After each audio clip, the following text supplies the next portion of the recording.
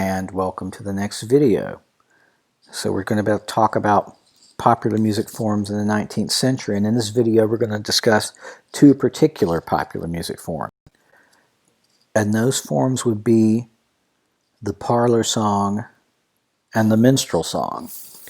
And thinking back to what we discussed in the video previous to this, when we were talking about the sources of American popular music, and I mentioned that there were three of them: European art music, European folk music, and African music. When we're looking at the parlor song and the minstrel song, we're looking at two musical genres that really sort of reflect the influence of European art music and European folk music. So let's start discussing parlor songs in a little bit more depth.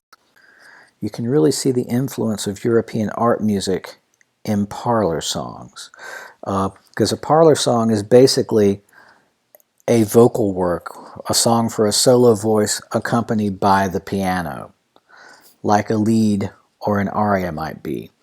And the concept for it would be that the vocal performance style that would be the ideal vocal performance style would be the bel canto style. Whether or not everybody who sang them did them in that way or not is a different issue. But these parlor songs really reflected the classical way of thinking. The music was printed out in notation.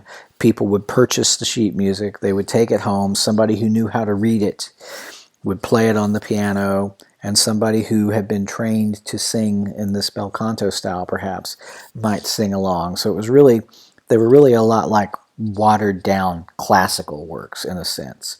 But they have their own design that's worth noting. Parlor songs have what we call strophic text. And let me unpack what that means. When I talk about text, text really just means lyrics. The text means the words of the song. When we're talking about a strophic text, what we mean is this. A parlor song that has strophic text is a song where you have the same music or the same melody going over and over again, but different lyrics happen as that same melody comes back. The way we think about songs today, a lot of times we would describe that as a verse in a song. If you think about how the verse of a song goes, then the first verse will have a melody, and there will be some words on that melody. And then when it gets repeated later on as the second verse, we'll hear that same melody, but the words will be changed. So that's how parlor songs work. And I want to listen to a couple of them right now. So this is a song by a man named Henry Russell called "Woodman, Spare That Tree." And it's a good example of a 19th century parlor song. And what you're looking at on the right side of the page there is the printed sheet music that would have been sold in the 1800s. And I don't expect you to be able to read music, so don't worry about that. But just to sort of tell you how this works, people who did know how to read music in the 1800s and stuff would go out and purchase this. And if you'll notice the very, very top line there at the top of the page, you can see that there are words written underneath the notes. That's the part that the singer would perform. And then the two lines directly beneath it, the top part is the right hand of the piano, the one that has a lot of notes in it, and then the part that has fewer notes is the left hand of the piano. But people who had had some musical training and knew how to read music would be able to perform this song from purchasing this music. And here's a different version of the song, one that's simplified. It doesn't have the piano part, it just has the vocal part. But the reason I'm showing it to you is because you can see that the words are written underneath the notes, letting the singer know how to sing the song and what melody he or she is supposed to sing. And then at the bottom of the page there are a bunch of words down there, but there are no notes underneath them. Those are the different strophes or verses of the song. And whenever this song happens, basically the singer would go down and read that first little paragraph underneath the musical notes and sing it to the tune that's in the notes up there, and that would give him or her the second verse of the song. And I just want us to maybe listen to this song a little bit and understand sort of what we mean when we talk about it being strophic. Basically, what we're talking about is that we're going to hear the same tune or the same melody over and over again, but the lyrics are going to be different when we go from the first verse or the first strophe to the second verse or strophe. And I believe this particular version of the song might actually have slightly different verses than what the singer on this recording is going to sing, but I'm going to go ahead and play it anyway. And the version they're playing from is that earlier version I showed y'all that was for the voice and the piano. And this song starts out with a fairly long piano introduction. So let's just give it a listen and see what we think of it. Here we go.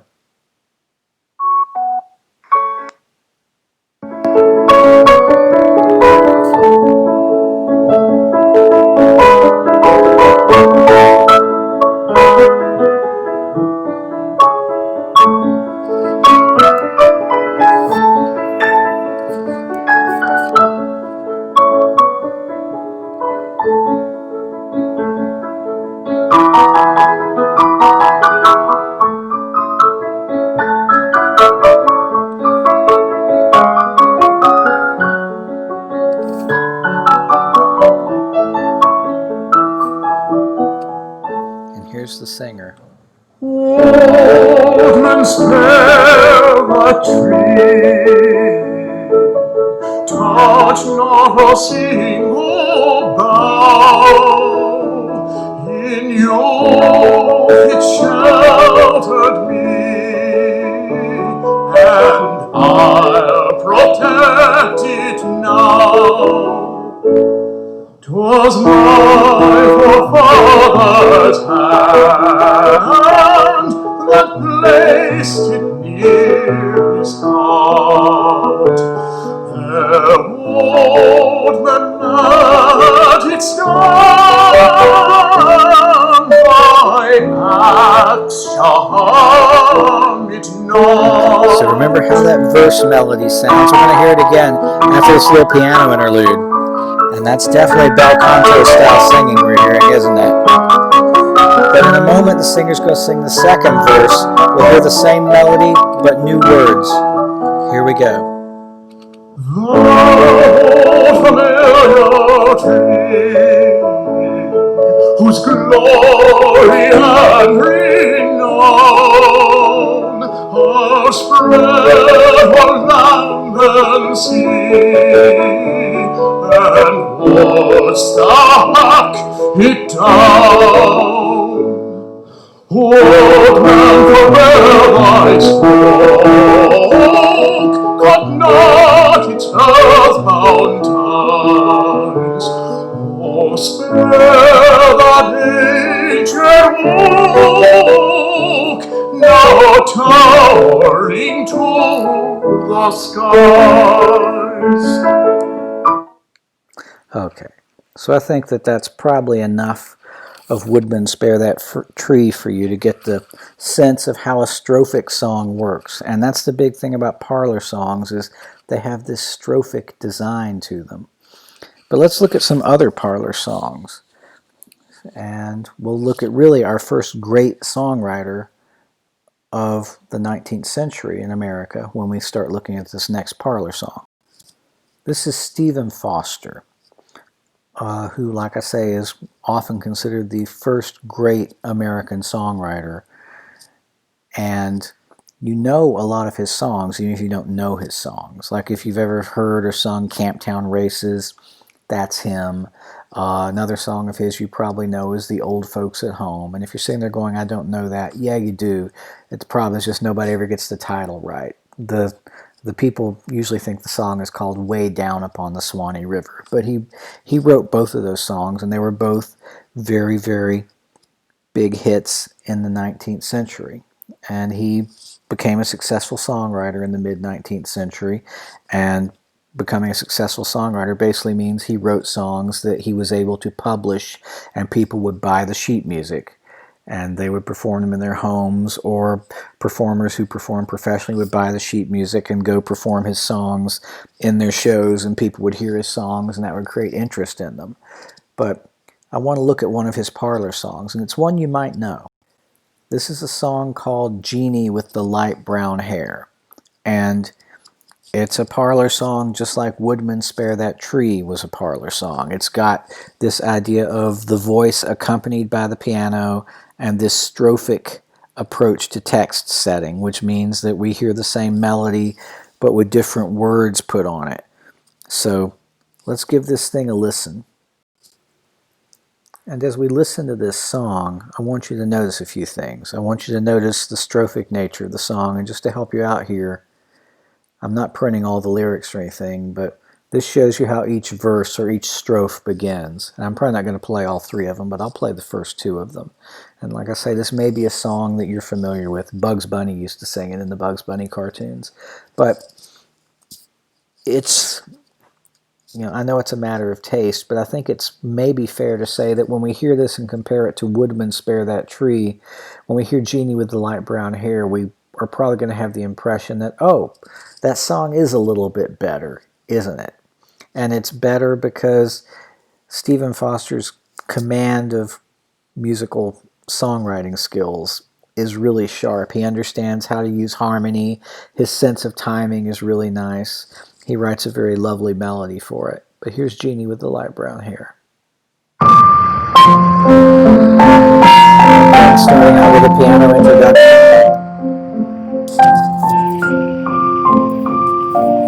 And let's expect bel canto singing. I dream of Jeannie with the light brown hair, born like a vapor on the summer air. I see her tripping where the bright streams play, happy as the daisies that dance on her way. Many were the wild notes her merry voice would pour, many were the blithe birds that warble them o'er. I dream of Jeannie with the light brown hair, floating like a vapor on the soft summer air. That's our first verse. And now we have a little bit of a piano interlude here, this little instrumental section between the verses. And here comes the second strophe. Same melody, new words. I sigh for a Jeannie, for her light form strayed far from the fond hearts round her native glade. Her smiles have vanished and her sweet songs flown, flitting like the dreams that have cheered us and gone.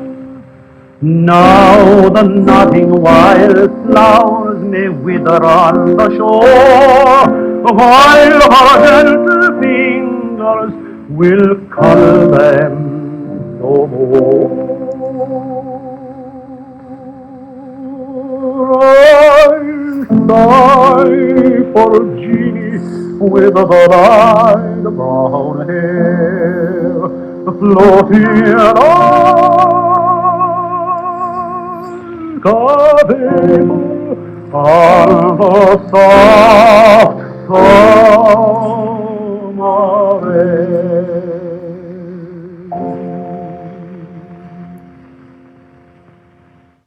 Okay, so there you have Jeannie with the Light Brown Hair. A strophic song, right? The first verse and the second verse had the same melody, but the lyrics were changed.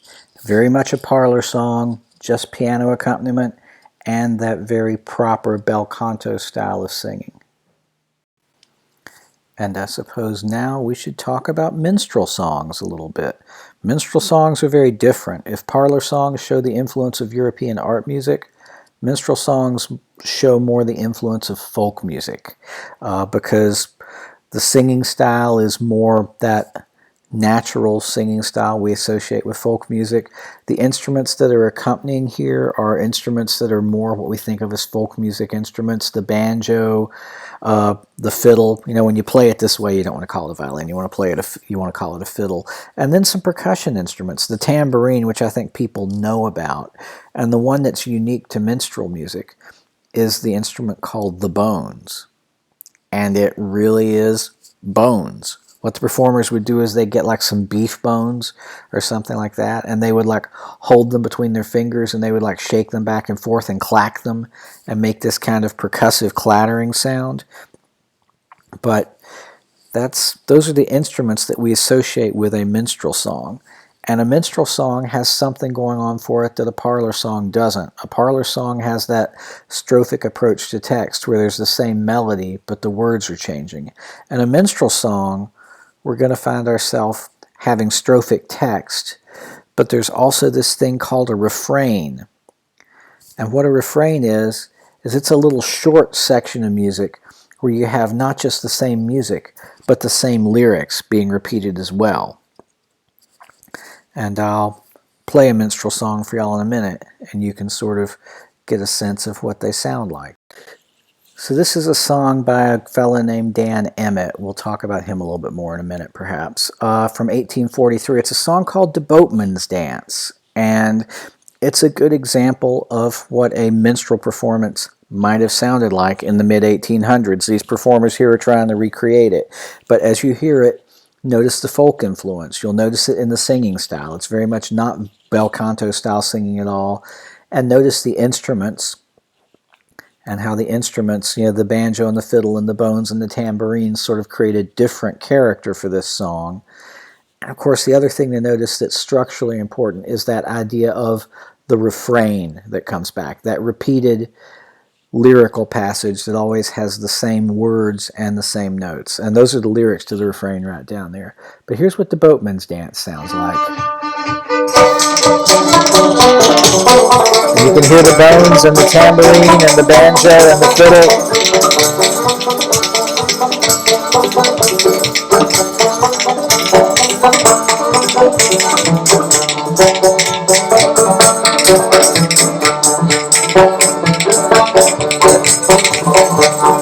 I rode a boatman boat from Dunkerberry, Ohio. I rode a boatman boat from Dunkerberry, Ohio. The boatmen dance, the boatmen sing, the boatmen up to everything. When the boatman gets on shore, he spends his cash and he will go board and dance. The boatmen dance, oh dance, the boatmen dance. Dance all night till broad daylight and go home with the gals in the morning. I rode a boatman boat from Dunkerberry, Ohio. I rode a boatman boat from Dunkerberry, Ohio. Went on board the other day to see what the boatman had to say. There I left my passion loose and I crammed me in the calaboose and dance, boatman dance, oh dance, boatman dance. Dance all night till broad daylight and go home with the gals in the morning.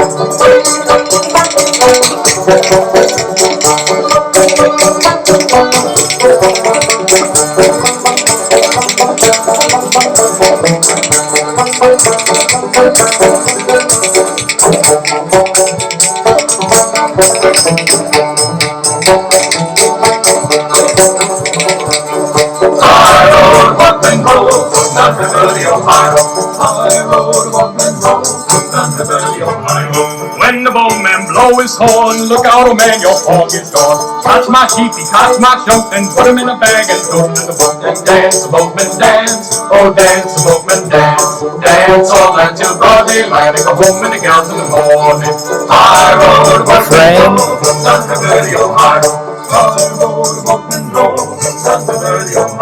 The boatman is a thrifty man as none can do. Okay, so you can see how that song works. There are those verses or strophes, but then there's that refrain that keeps coming back. And of course the performance style here is different as well. And you know, even though some of these minstrel songs were printed in sheet music and published and stuff, we wouldn't necessarily assume that the performers there are playing just from the printed music, but there might be some elements of improvisation and stuff going on as they're performing. And minstrel songs became a very, very popular musical form in the mid-1800s because, as you can tell from hearing that, it's kind of a catchy, upbeat, tuneful type of music. And these things caught on and found a large audience. Now, as far as where minstrel songs originated, they originated in these things called minstrel shows. And minstrel shows have sort of a checkered past, to say the least. And it's probably a good indicator of something that's going to happen a few times during this class, which is that frequently we're going to be reminded that history is not always pretty. But minstrel shows became popular in the 1800s. Nobody knows exactly when the first one occurred, but probably one of the most famous ones, one that really sort of launched the popularity of the minstrel show genre, was in 1843 by a group called the Virginia Minstrels that featured actually Dan Emmett, who wrote The Boatman's Dance. And what a minstrel show was, is it would be a musical performance that people would go to a music hall to listen to. And the performers all appeared in blackface. They would take like burnt out cork, and they would be white performers, and they would cover their faces to where their faces were black. And the minstrel show, the thing that really makes it a questionable and a regrettable thing historically nowadays is that we can look back and realize that they weren't very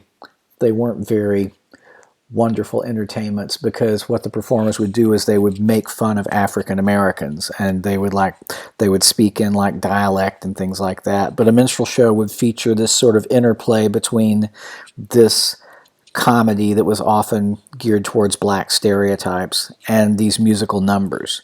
And it was a very popular form of music throughout the United States. In fact, like I say, the one that people often cite as the first minstrel show happened in Boston. It wasn't a musical genre that happened only in the South or only in the North. It happened throughout.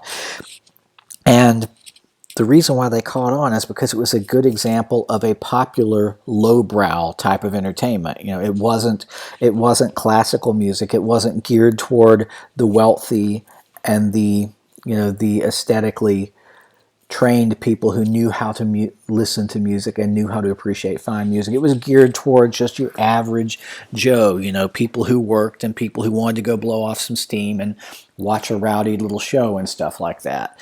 So minstrel shows really are a very, very ongoing source of entertainment throughout the 1800s. And I've got some pictures here of various minstrel performers that you can see, so you'll have a sense of what these performers would look like. These photos are probably from the later 1800s. I'm saying that just guessing because the quality of the photos is fairly good, so I don't think they were taken in the 1840s.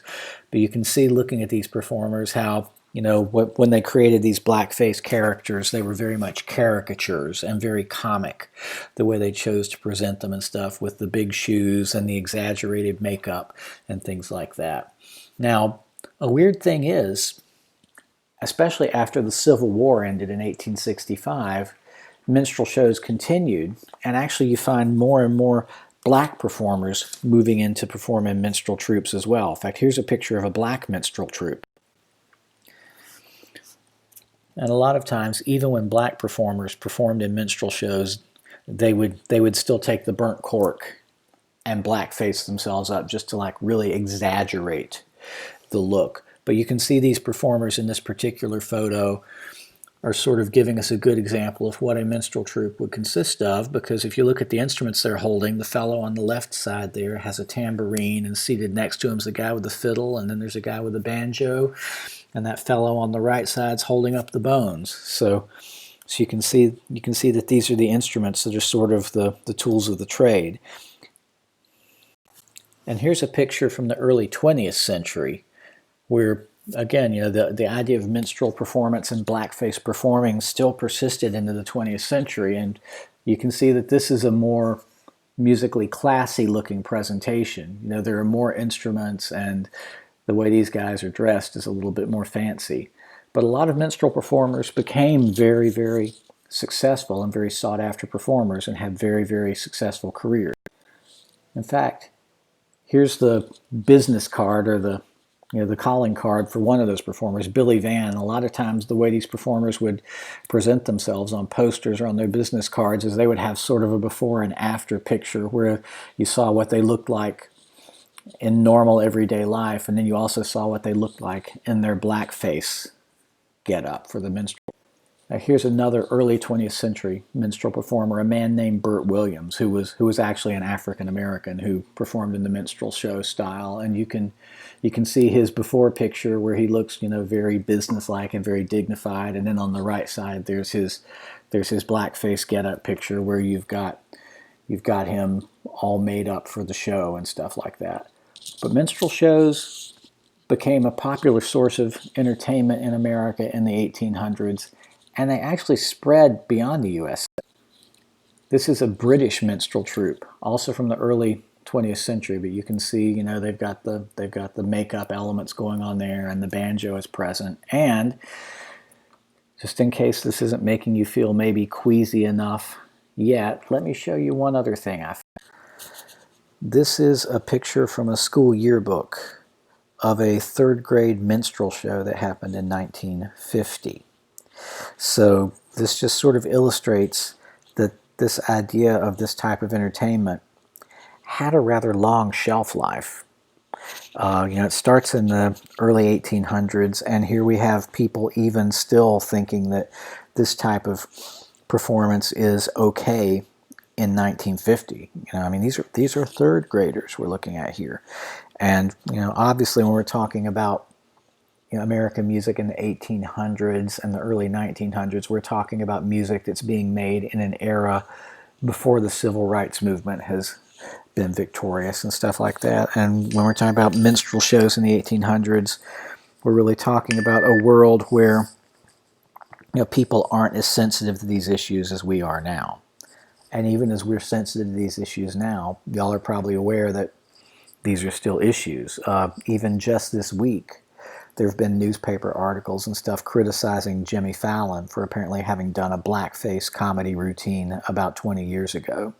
And you may remember a few months ago, people were criticizing Justin Trudeau, who's the Canadian premier, because he had apparently gone to a costume party many years ago in blackface. And of course, nowadays, doing these things, those are big no-nos, and we're all supposed to be more enlightened and know better. But in 1850, people were not more enlightened and chose to not know better. And, with minstrel shows, the thing that we get from them that becomes important is not the racial caricaturing or anything like that. That's not something to be happy about. That's something deplorable about them. But the thing that comes from them that is important and that does have positive impacts is not just that we get some good songs, but that minstrel shows are an indicator that there are American audiences that are not cultured audiences who want classical music or anything like that, but they're like American audiences who want a popular type of entertainment that appeals more to the common people. And, certainly it wasn't family entertainment. You wouldn't take your family down to see the minstrel show in 1840, but you might find yourself enjoying the songs that happen in minstrel shows or the songs that are written in that style, and people would get those songs and learn them and perform them in their homes. In fact, you know who was good at writing minstrel songs? This guy, Stephen Foster again. He wrote what is probably the most famous minstrel song, and it's one I'm sure y'all know. It's "Oh Susanna." And it's a song that probably a lot of us learn when we were in just like music class in elementary school. A lot of us learn how to sing it and learn how to recognize that song early on, but a lot of times with those songs that we learn in childhood, it's easy to forget that they were ever like, quote unquote, real songs written by real composers and intended for adult audiences. But that's the case with "Oh Susanna." And I want to actually listen to it and talk about sort of the aspects that are in Stephen Foster's original version of the song that he wrote in the mid-1800s. So again, as I've mentioned earlier, Stephen Foster was a classically trained composer. He studied harmony and counterpoint and studied the classical masters like Bach and Mozart and all that. So when he writes a minstrel song, he's going to bring some of these European classical music influences to it. And he would write these songs, and they would be published and sold as sheet music, and people would maybe get them, and just like they would do with parlor songs, they could purchase it, they could bring it to their homes, and they could perform them for their enjoyment at home, and it was a good way to keep from having to drag the wife and kids to some rowdy minstrel show down the street at the music hall or something like that.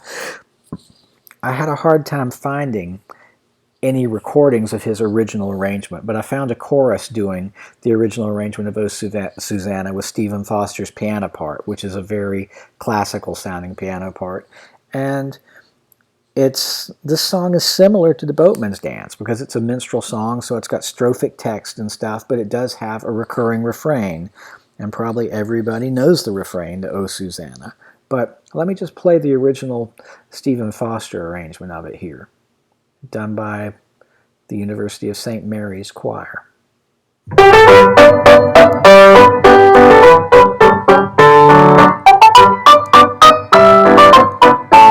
See, very classical piano style. I came from Alabama with my banjo on my knee. I'm going to Louisiana, my true love for to see. It rained all night the day I left, the weather it was dry. The sun so hot I froze to death. Susanna, don't you cry. Oh, Susanna, everybody sings on the refrain. For me. I come from Alabama with my banjo on my knee.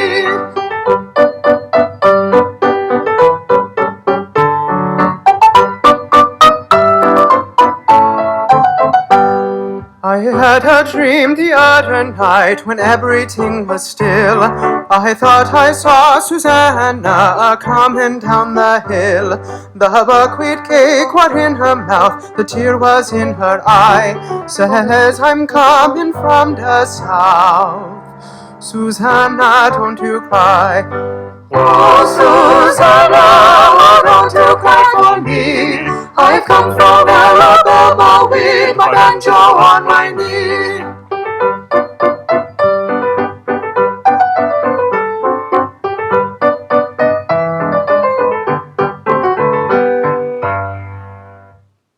Okay, so that's the original version of O Susanna. And it's a good example of a minstrel song because even though he doesn't have the instrumentation of tambourine and banjo and bones and fiddle, he's still got the structure of a minstrel song. He's got that strophic text and that refrain, and it's got that rather light, upbeat, kind of humorous character that we associate with a minstrel song. So, you know, the important thing structurally about parlor songs versus minstrel songs is that parlor songs don't have refrains. Minstrel songs do. And of course, you know, then if we want to go further into their histories and stuff, there's that idea that parlor songs are more like classical music, where we tend to think of them as being just piano and voice and that bel canto style, whereas we tend to think of minstrel songs perhaps as being more likely to perhaps have the minstrel show instrumentation of bones and fiddle and all those other instruments included as well. But, you know, for our purposes, one thing we're looking at when we look at songs is we're looking at how they develop, and we're noticing that, you know, from parlor songs that have no refrains, we start getting these minstrel songs where there is that short refrain where you have the same words and the same music. And this is going to lead to the next thing we're going to look at, which is the song with chorus. And that's going to be in our next video. So I will catch y'all in the next video. Until then, have fun.